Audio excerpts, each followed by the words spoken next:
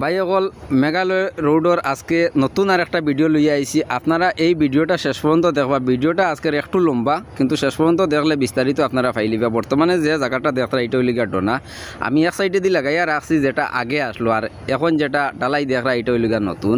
তো আগে আমরা এই জায়গাত গেছি, আর এখন বর্তমানে কীরকম হয়েছে আপনারা জায়গাটা দেখলে বুঝতে পারবে। অর্থাৎ হইল গিয়া ডোনার যে খারাপ জায়গাটা যেটা আসলো পুরা ফুল কমপ্লিট হয়ে গেছে, কিন্তু এখন এক সাইডে দিয়ে গাড়ি চলে, এক সাইড এখনও মানে পুরা টাইট হয়েছে না ডালাইগুলা, এর লাগিয়া এক সাইড এখনও বন্ধ। তো আশা করা যার যতগুলা মানে সিঙ্গুল জায়গা আসলো মানে ডালাইয়ের বাকি শুধু একমাত্র কুলিয়াং আর মালিডোর পরে দুইটা জায়গা পরে মানে সম্পূর্ণ মেঘালয় রোডর যত ডালাই আসলো সব কমপ্লিট হয়ে গেছে। এখন আমি আপনারারে মালিডোরের যে জায়গাটা আছে এই জায়গাটা আমি আপনারা দেখাইমু যে একটা কালভার্ট বনের কেন এই কালভার্টের কারণে কিন্তু এই জায়গাটা ডালাই করছে না। কালভার্টটা মানে কাম মানে একটু স্লো চলের কোন কারণে কইতাম পারে না, কারণ কয়েকদিন হয়ে গেছে, প্রায় 20 থেকে 25 দিনের মতো হয়ে গেছে। কালভার্টটা শুরু থেকে এখন পর্যন্ত অতটুকু পর্যন্ত করছি না। আমি কালভার্টের ভিউটা আমি আপনারা দেখাই।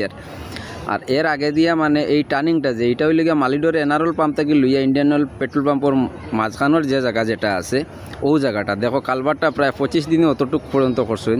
আর করার কারণটা হইলে গিয়া দেখো এখন বর্তমানে যে কালভার্ট যেটা এটা কিন্তু এমনি খোয়া যার কালভার্ট কিন্তু এটা সম্পূর্ণ ব্রিজের মতো, কারণ একটা ব্রিজ বানাইতে কিছু সময় লাগে ভাই, কমসে কম 1 মাস না হইলে একটা ব্রিজ বানানি তো কোনো ধরনেও মানে সম্ভব নয়।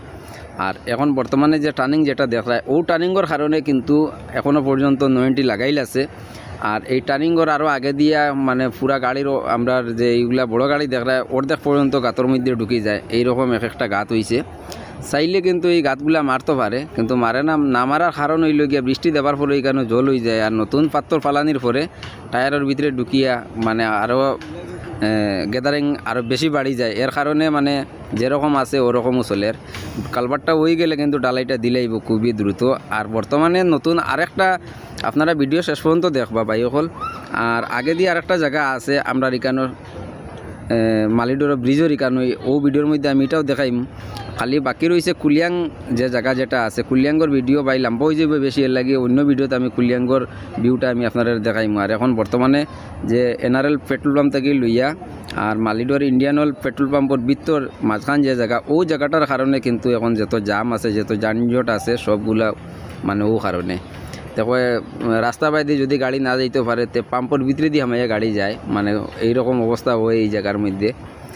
আর আমি আপনারারে আরও ওই জায়গাটা দেখিলাম গাড়িটা কীরকম কতটুকু পর্যন্ত নিচে নামের দেখো এটা বোঝা যার মানে এই জায়গাত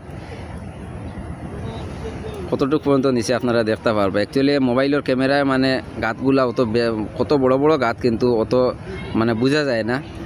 আর রোদর টেম্পারটা অনেক বেশি থাকার কারণে মানে গাতর লেভেলগুলা মানে বোঝা যায় না যে কতটুক নীল, কিন্তু প্র্যাকটিক্যাল যারা এই রোডে চলাচল করতে তারা দেখলে বুঝতে পারবা যে এই জায়গাটা বর্তমানে কতটুক মানে ভয়ঙ্কর আছে। তো বাইকল আশা করা যার মানে আমরা যে মেঘালয় রোড যেটা আছে এটা ও জায়গাটা যদি কমপ্লিট হয়ে যায় তো একদম কুলিয়াং পর্যন্ত, কুলিয়াঙ্গর ভিতরে আর কুলিয়াং থেকে লইয়া লুংসুলুং পর্যন্ত কোনো জাত রাস্তা আর মাঝখানেও খারাপ নাই, শুধু এই দুইটা জায়গার কারণে। আর এখন যে আমি লাস্টে কইছিলাম যে মালিডোর ব্রিজের এখানে দেখাইম, দেখো মালিডোর ব্রিজ পার হয়ে এইখানেও কিন্তু এটা আমরা আসাম সাইডে একটা দুইটা গাত হয়ে গেছে বড় বড়, আর এই গাতর কারণে কিন্তু এখানেও আবার একটা নতুন যানজট লাগে। এটা আমরা আসাম সরকারের দেখার খুবই মানে প্রয়োজন যে এই রাস্তাটা তাড়াতাড়ি কমপ্লিট করো। ধন্যবাদ।